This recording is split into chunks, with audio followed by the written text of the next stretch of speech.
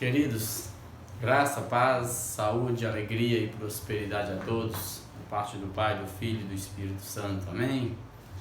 Vamos juntos iniciar o capítulo 13 da carta aos Hebreus? Então reúna seus esforços, concentre-se, procure um lugar adequado para você meditar, pensar, orar comigo. Convide os seus se for preciso, reúna a sua casa e, por favor, deixe esse legado da leitura da palavra de Deus dentro da sua casa plantado. Não desanime, persevere até o fim e não deixe de buscar a Deus e de tirar um tempo para ler Bíblia e orar, tá bom? Capítulo 13, o autor aos Hebreus diz assim, seja constante o amor fraternal. E aí você vai perceber que quando ele fala seja constante o amor fraternal, ele está falando da característica da atração daquilo que é o chão da igreja, é o amor, é o cuidado um com o outro. O amor fraternal é isso. Então você vai perceber que todo o restante aqui que ele vai dizer tem a ver com esse amor latente em nós, que é o que gera vida e que nos faz discípulos de Jesus, já que sem amor nada aproveita. E a marca principal dessa igreja aqui era o amor, o cuidado que eles tinham uns com os outros, de socorrer o que está caído, de levantar o abatido.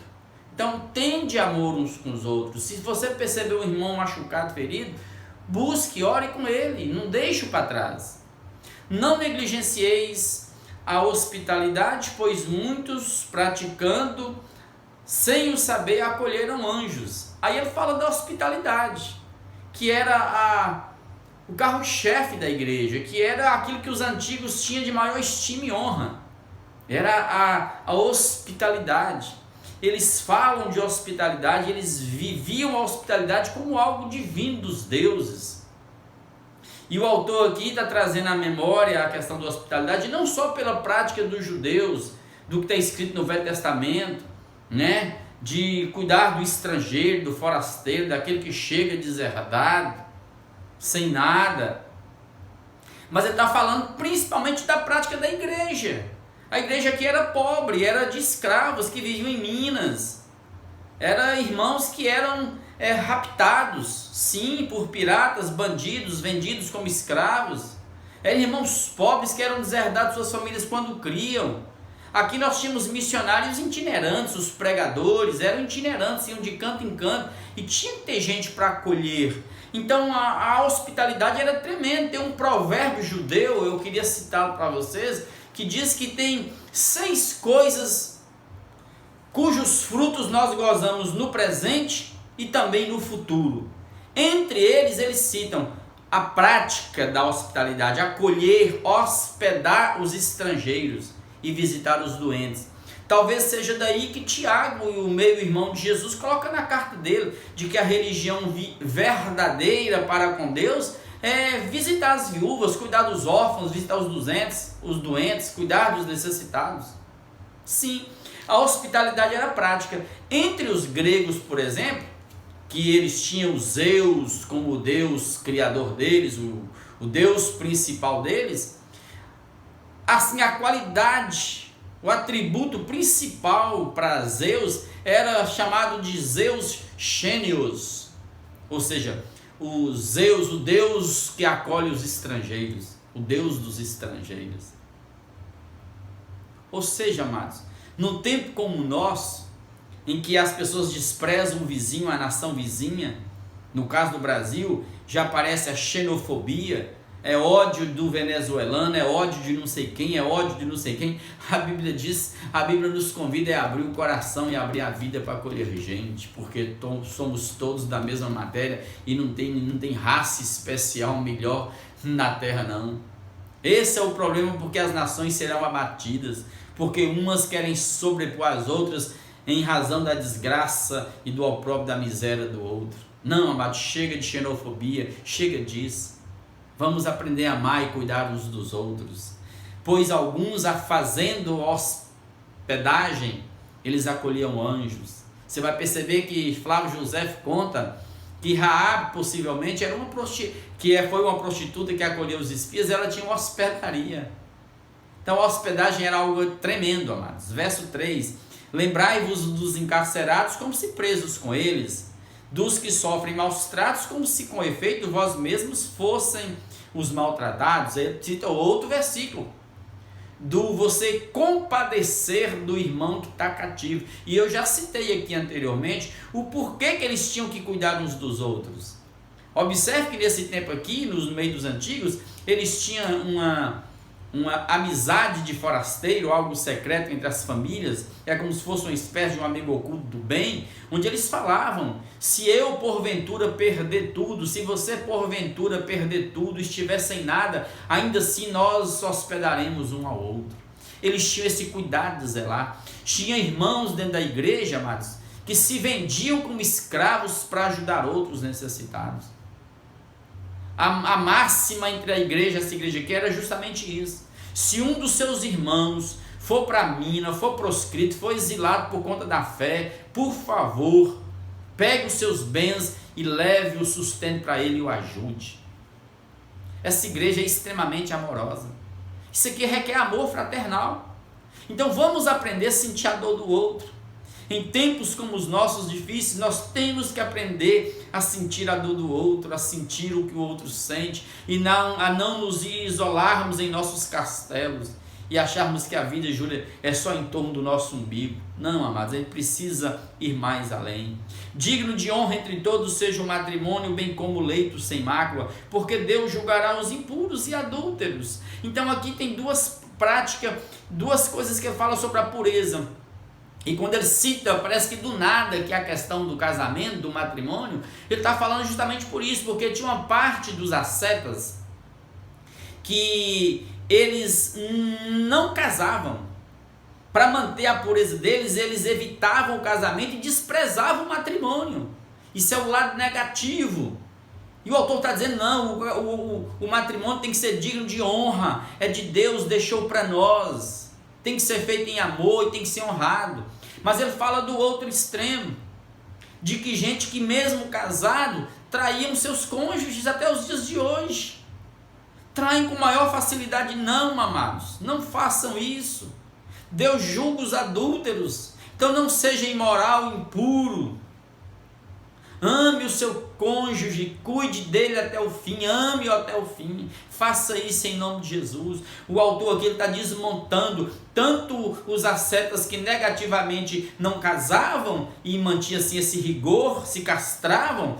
Orígenes, por exemplo, século IV, ele seguiu esse caminho da castração, para preservar a pureza, como se casar e transar fosse me fazer impuro diante de Deus. É muita doença. Mas eu também não posso cair para o lado da imoralidade, porque Deus julgará a todos. O nosso leito tem que ser sem mácula, sem mancha. Não faça isso com seu cônjuge, por favor. Seja a vossa vida sem avareza, verso 5, contentai-vos com as coisas que tendes, porque ele tem dito: de maneira alguma te deixarei, nunca jamais te abandonarei, te desampararei. Aqui ele está citando o texto de Josué, capítulo 1, verso 5, quando ele diz para Moisés: eu nunca jamais te abandonarei, Josué. Segue, vai, seja corajoso. Toma o bastão de Moisés e conduz o meu povo à terra prometida. Deus está falando isso para mim e para você. E por que ele está falando isso? Porque no dia a dia, a coisa mais simples nossa é nos protegermos, é nos tornarmos avarentos, é fazer do dinheiro o nosso Deus e vivermos só em função do dinheiro, como está acontecendo, inclusive, principalmente no meio chamado cristão, evangélico, onde Graal é o santo. Não tem dinheiro, deu ruim para todo mundo. Vão nos pau, brigam. Não, amados, a vida é sem avareza. E aí ele afirma no verso 6, assim afirmemos confiantemente: o Senhor é meu auxílio, não temerei. Quem me poderá fazer o homem? Ele cita aqui o Salmo 118, verso 6. O Senhor é meu auxílio, Deus está comigo, Ele nunca vai me abandonar. O sangue do Cordeiro está sobre mim. Quem me poderá fazer o homem? O que é impossível para Deus? Deus vai te sustentar, Deus me sustentará até o fim. O Deus que começou a obra em nós há de completá-la. Então isso aqui gera em nós essa paz que não nos deixa avarentos. apaixonados, amantes do dinheiro e brigando e morrendo, destruindo nossa saúde para enriquecermos na terra, coisas que vão ficar. Não, mas nós caminhamos para o céu.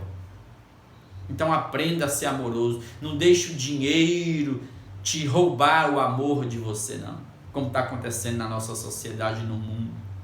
As nações, as pessoas brigando por conta do Deus chamado dinheiro, mamon, e a frieza, o amor fraternal está indo embora, acabando o coração das pessoas. Esse é o mal maior na terra, que Deus tenha compaixão de nós. Verso 7, ele diz assim: lembrai-vos dos vossos guias, os pastores, os pregadores, aqueles que amam você, que cuidam de você, que pregam para você, que visitam você, que aconselham você, que ouvem você. Lembre desses guias, né? Sua fé, a fé deles, como que eles morreram por Jesus, amaram Jesus e amaram até o fim, deram-se, serviram de exemplo, serviram de inspiração. E quantos deles nos inspiram até hoje? Nós lemos aqui essas cartas, lemos Pedro, lemos Paulo, eles nos inspiram. Lemos o médico Lucas, eles nos inspiram. Quantos homens na terra até os dias de hoje me inspiram? Quantos líderes eu tive que me inspiram até o dia de hoje?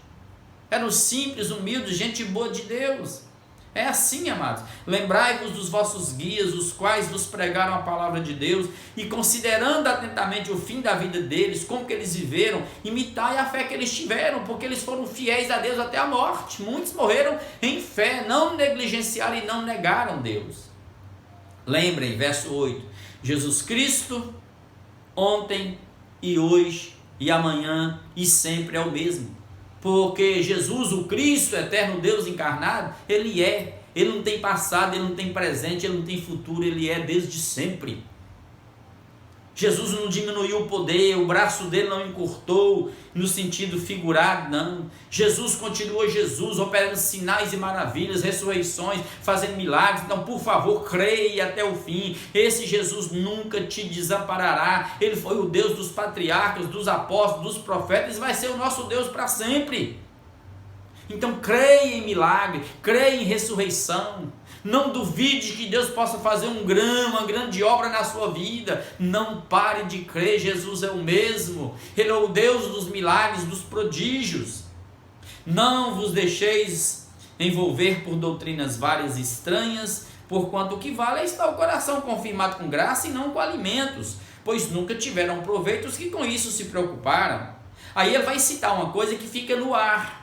De que heresia, de que doutrina estranha, que coisa herética, perversa, estava entrando no meio dos irmãos e destruindo a fé dos irmãos e roubando deles a graça, a fé simples em Jesus que salva, e levando para essas doutrinas. Uma coisa eu sei aqui, eram as discussões bobas.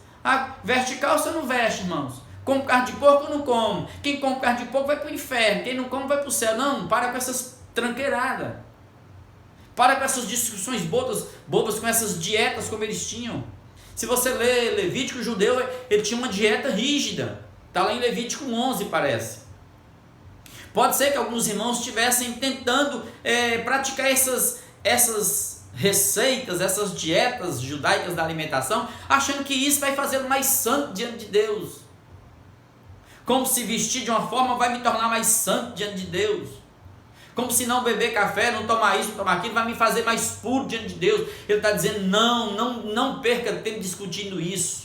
Essas doutrinas estranhas que para nada aproveita. O que vale é o seu coração, aqui confirmado em graça, e saber que Jesus te amou, que o sangue foi derramado, e você é de Deus e está indo em direção ao céu, não porque você merece, não porque você jejuou, não comeu, não bebeu, não usou, não vestiu, não maquiou, mas porque você é de Jesus e foi comprada com o sangue dele.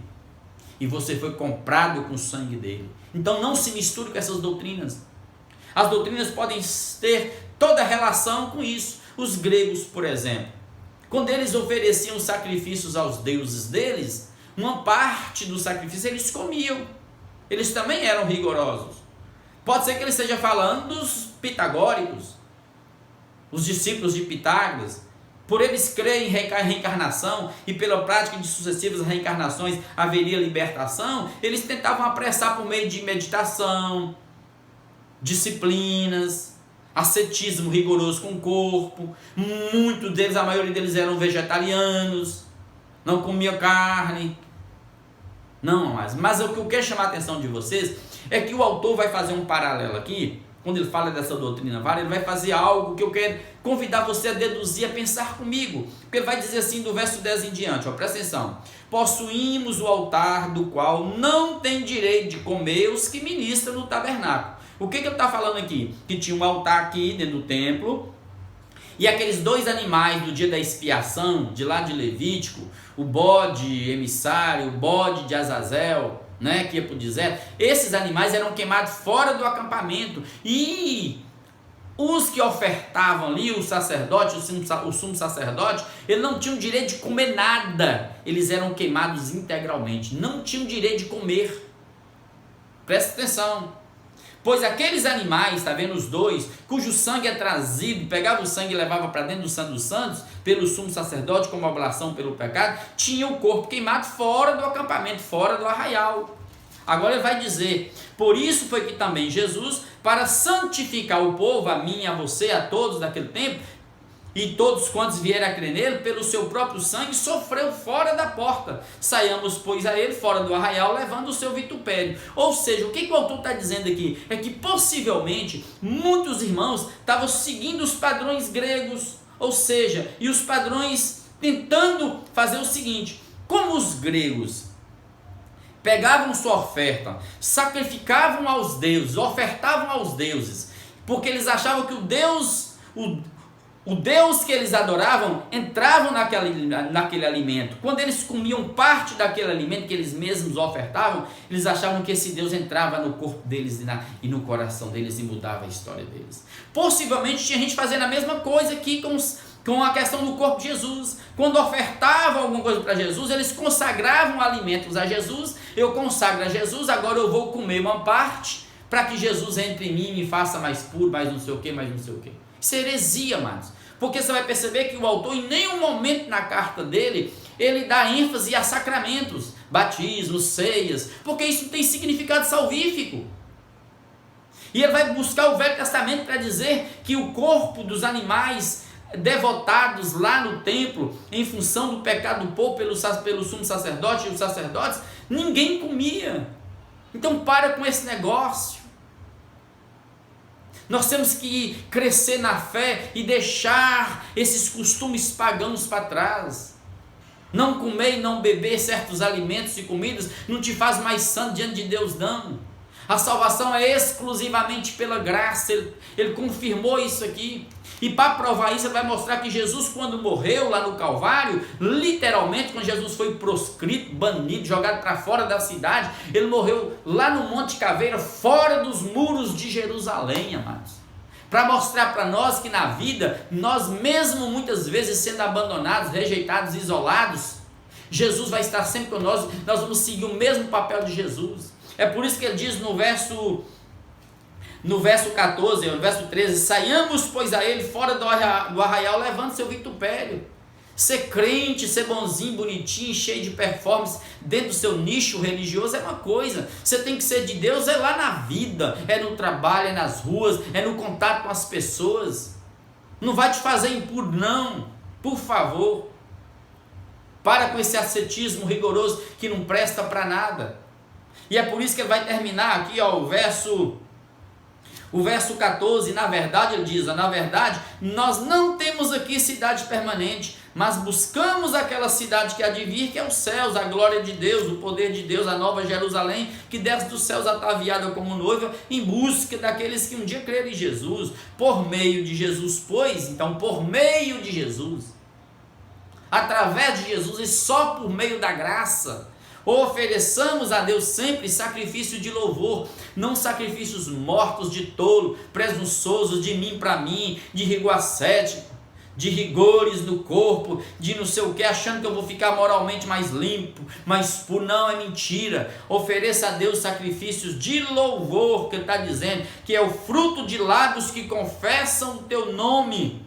Aí ele diz, e não negligenciei igualmente a prática do bem e a mútua cooperação. De novo ele vem citar que a forma de você adorar a Deus é por meio da sua vida com o próximo. A única forma que eu tenho de adorar a Deus é no coração do outro, amados. O altar de Deus não é lá no templo, não é lá no santuário, não. O lugar de Deus é no coração do outro. O evangelho é relacional. É por meio do amor de um com o outro, pois com tais sacrifícios de amor, ele está dizendo, Deus se compraz, Deus tem prazer. Deus tem prazer nesses corações que amam um ao outro. E eu quero parar aqui nesse instante. E eu quero orar com você, porque isso nós temos negligenciado a igreja.